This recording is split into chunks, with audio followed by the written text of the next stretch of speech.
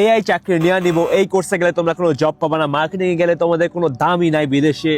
তারপর ম্যানেজমেন্ট কোর্সে গেলে হাজার হাজার মানুষ বেকার বসে আছে, সফটওয়্যার ইঞ্জিনিয়ারিং গেলে এআই সফটওয়্যার ইঞ্জিনিয়ারদের রিপ্লেস করে দিছে। আসলে এখন কোন ডিগ্রিটা ভ্যালুয়েবল, এখন কোন ডিগ্রিতে গেলে তোমাদের জন্য ভালো হবে? তো আজকে আমরা এই ব্যাপারে কথা বলবো যে তোমরা বিদেশে পড়তে আসলে কোন কোর্সে আসবে এবং কোন কোর্সে আসলে তোমাদের জব মার্কেটের ডিমান্ড অনেক বেশি থাকবে এবং এই কোর্সগুলা মানে one of the best course ভালো আর্নিং করার জন্য। তো চলো স্টার্ট করা যাক। সবার আগে আমি যে কোর্সের কথা বলবো তার নাম হচ্ছে মেডিসিন এবং ডেন্টিস্ট্রি। পৃথিবীতে মানুষের সারা জীবন অসুস্থতা এবং দাঁতের সমস্যা লাগিয়েই থাকবো এবং স্কিল ডাক্তার এবং স্কিল দাঁতের ডাক্তার উভয় দরকার পড়বো ইন ফিউচার।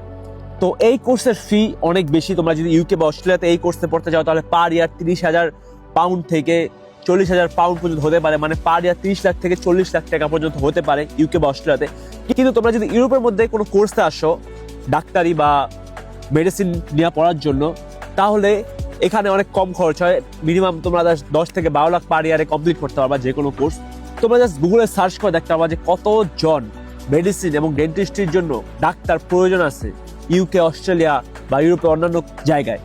এন্ড ইউরোপের মধ্যে তোমার জাস্ট দাঁতে একটু সমস্যা হোক, দাঁতে জাস্ট একটু সমস্যা হোক, ঠিক আছে, জাস্ট দাঁত দেখাইতে যাবা, তোমার মনে করো 10,000 12,000 টাকা চলে যাবো সেকেন্ডের মধ্যে, 80-90 ইউরো চলে যাবো, মানে এত বেশি হাই কস্ট। তো মনে করো তোমরা 4 বছরে 2 কোটি টাকা খরচ করছো এই বিষয়ে পড়াশোনা করার জন্য, তারপর তুমি পার মান্থ 8 লাখ 10 লাখ এরকম টাকা ইনকাম করতে পারবা। এটা এমন একটা সাবজেক্ট। তারপর সেকেন্ড যে সাবজেক্ট তা হইতাছে automobile engineering. Europe, UK, Australia এইসব দেশে গাড়ির মেকানিকদের ডিমান্ড অনেক বেশি, কারণ দিন দিন গাড়ির চাহিদা বাড়তেছে, মানুষের নতুন নতুন গাড়ি কিনতেছে, বিএমডব্লিউ নতুন নতুন মডেল বাইর হইতাছে, টেসলা গাড়ি লঞ্চ হইতাছে, নতুন নতুন ইভি কার অ্যাড হইতাছে। তো এইসব গাড়ি রিপেয়ার করার জন্য, ঠিক করার জন্য, গাড়ি ঠিকমতো পরিচালনা করার জন্য গাড়ি ইঞ্জিনিয়ারের দরকার পড়বে। তো জার্মানি, স্পেন, সুইডেন, ফ্রান্স এইসব দেশে অটোমোবাইল ইঞ্জিনিয়ারিং কোর্সের দাম অনেক কম পড়ে। মনে করো ফ্রি কোর্সও আছে, ইভেন কি 5,000 ইউরোর মধ্যে পার ইয়ারের কোর্স আছে অটোমোবাইল ইঞ্জিনিয়ারিং এর মধ্যে। কিন্তু ইউকে, অস্ট্রেলিয়া এই দুইটা কান্ট্রির হিসাব আলাদা, কারণ ইউকে অস্ট্রেলিয়াতে যে কোনো কোর্সের দাম অনেক বেশি এবং এখানে স্যালারির পরিমাণও বেশি ইউকে অস্ট্রেলিয়াতে। তো ইউকেতে অটোমোবাইল ইঞ্জিনিয়ারিং এর প্রাইস মনে করো 20,000 পাউন্ড থেকে 30,000 পাউন্ড হয় এবং অস্ট্রেলিয়াতে 30,000 অস্ট্রেলিয়ান ডলার থেকে 45,000 অস্ট্রেলিয়ান ডলার পর্যন্ত হয়ে থাকে নর্মালি কোর্সের প্রাইস। কিন্তু কোর্স শেষ করার পর তোমরা জাস্ট ইমাজিন করো যে পার মান্থে তোমরা 5,000 6,000 ডলার পাউন্ড অস্ট্রেলিয়ান ডলার বললে আরো বেশি অস্ট্রেলিয়াতে এগুলোর স্যালারি। তো তারপর থার্ড যে স্কিল তা হয়ে যাচ্ছে সাইবার সিকিউরিটি এক্সপার্ট। এখন দিন দিন বড় বড় কোম্পানিদের তাদের ডাটা প্রোটেক্ট করা দরকার পড়ে, ক্লাউড সার্ভারে তাদের ভালো রকমের সেফটি আনা লাগে। তো এইসব সার্ভার সেফটি আনার দায়িত্ব কার? যারা যারা ভালো রকমের এথিক্যাল হ্যাকার বা যারা যারা ভালো রকমের সাইবার সিকিউরিটি এক্সপার্ট, তাদের কাজ, তাদের দায়িত্ব এটা, ঠিক না? এই ফিল্ডের ডিমান্ড অনেক বেশি, কিন্তু এটার জন্য তোমাদের অনেক ভালো রকমের প্র্যাকটিস দরকার এবং ভালো রকমের পোর্টফোলিও দরকার, আর ইভেন্চুয়ালি তোমাদের একটা ভালো একটা ব্যাচেলর ডিগ্রিও দরকার যদি তোমরা এই ফিল্ডে ভালো জব পেতে চাও। সাইবার এক্সপার্টদের ডিমান্ড ওয়ার্ল্ড ওয়াইড বাড়তে থাকবো দিন দিন, কারণ তুমি যখন একটা আইক্লাউড বা বিভিন্ন স্টোরেজ সার্ভারের ডাটার দায়িত্ব নিবা তখন তুমি বুঝবা যে এই জিনিসটা কত কমপ্লেক্স, অ্যান্ড এগুলো পাইথন বা জাভাস্ক্রিপ্ট বা অনেক বড় রকমের ল্যাঙ্গুয়েজ করে দরকার পড়ে। আমি এই ফিল্ডে নাই, কিন্তু এই ফিল্ডের ডিমান্ড আমি বিভিন্ন মানে ওয়েবসাইট, লিঙ্কডইনে, জব প্রোফাইলে, তারপর গ্লাসডোরে এগুলো দেখছি যেগুলোতে এইসব সাবজেক্টের ডিমান্ড অনেক বেশি। তারপর ফোর্থ যে সাবজেক্ট তা হচ্ছে এরোস্পেস ইঞ্জিনিয়ারিং, এন্ড এটা খুবই নিশ একটা সাবজেক্ট। এই সাবজেক্টে সবাই পড়ে না, কারণ এই সাবজেক্টে ফার্স্ট অফ অল কস্ট অনেক বেশি থাকে। ইউকে, অস্ট্রেলিয়াতে এইসব সাবজেক্টের কস্ট অনেক বেশি, কিন্তু স্পেন বা ইউরোপের অন্যান্য কান্ট্রিতে এইসব সাবজেক্টের কস্ট অনেক কম। এবং স্পেনে আমরা নিজে ক্রুজ বড় ভাই মাস্টার্সে এরোস্পেস ইঞ্জিনিয়ারিং এ পড়তে আছে স্পেনের একটা ইউনিভার্সিটিতে।